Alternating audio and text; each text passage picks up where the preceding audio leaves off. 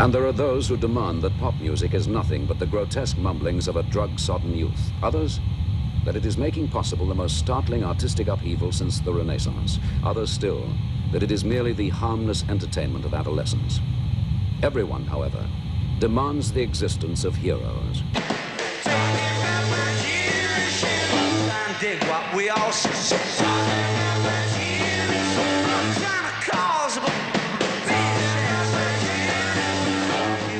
In 1964, The Who emerged from the clubs of West London to become one of the most influential and controversial acts of the 1960s. It was breaking the mold of what happened before. Everybody prior to that was kind of polite.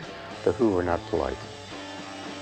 They were the sort of right combination of sort of competent performance and inventiveness, with that sort of tinge of madness about it. Between 1964 and 1968, the band would release a series of revolutionary singles that would change the face of modern music. This programme is an examination of these records, their musical significance and the band who made them.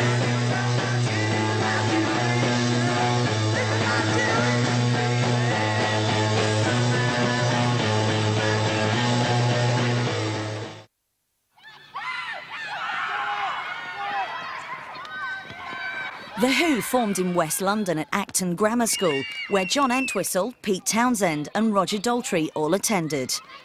Coming together initially as the Detours, the group quickly formed around Pete on guitar, John on bass and Roger on vocals, with the slightly older Doug Sandon behind the drum kit. Playing various small venues around Shepherd's Bush, the group began by covering popular American rhythm and blues acts.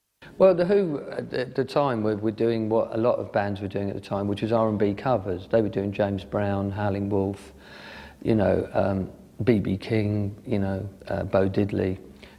You know, that's what the basis for, you know, thousands of groups was in the early 60s in Britain. You know, you make me wanna shout, shimmy, oh yeah, you gonna shout, shimmy, oh yeah, you gonna shout, shimmy, oh yeah, you gonna shout, shimmy, oh baby, no, I want them to burn. There was more of a move towards the harder-edged electric R&B, and that may have come about through influence by bands like Alexis Corner's Blues Incorporated, who really were the first R&B band in the UK. Back to The Who, or the Detours as they were called then, they had this rather confused battery of images.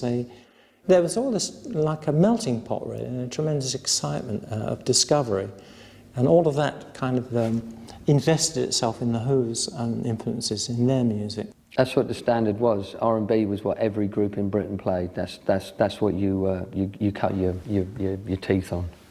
And the Who were doing that, just like 1,000 other groups were doing.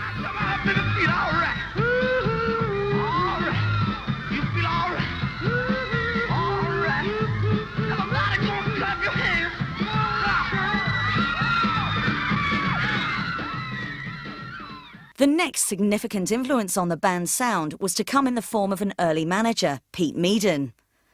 Meaden had long since been at the forefront of a growing youth movement that became known as mod. Well, Pete brought mod culture to the band.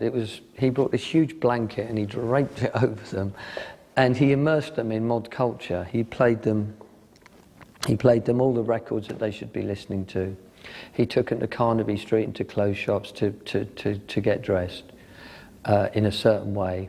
And he just immersed them in mod culture. He turned them into a mod band.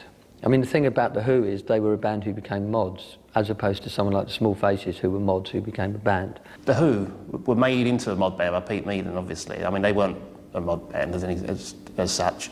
And you know, he was quite, you know, smart to spot that, really, and turn them into, give that crowd their own band, you know, and he pushed that very hard. The one guy who really took to all this was Townsend. Townsend had come from art school, so he was really open to kind of any artistic, new artistic directions, new artistic ways. And also what happened was him and Richard Barnes, who was a very close friend of his, were sharing a flat, and the guy they were sharing the flat with had this huge record collection, had to get out of town for whatever reason, and suddenly they were left with this amazing record collection of blues and R&B.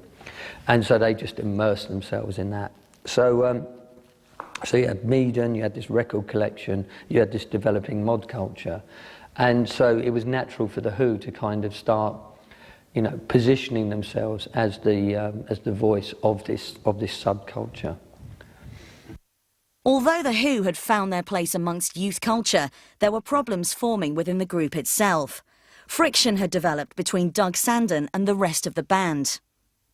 They needed a much more powerful drummer, somebody who could respond to the increasingly exciting lead guitar work and much more energetic vocals. Everybody else was putting a lot of power and energy into the band, but the drummer was actually 10 years older than the rest of them, and probably played adequately and well, but in a kind of routine style, and they needed that push. So I think after a row between Roger and Doug, the drummer quit or was fired.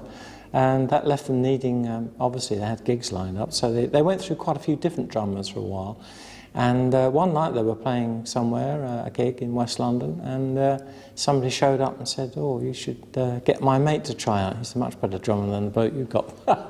My mate's name's Keith Moon. So Keith Moon showed up, leapt on stage and took over the drum kit and wrecked it, probably knocked it to hell, because Keith's mode of playing the drums was to play with full power and attack, rather like Gene Krupa, who was one of his early idols. I think everybody realised that they'd found the man for the Who. Trying to sum up Keith Moon's drumming in a couple of sentences is pretty much impossible. He was a mould breaker, a pioneer. There's really been nobody like him. The way he played drums was absolutely reflective of his personality. He was mischievous, lovable, off the wall, unhinged.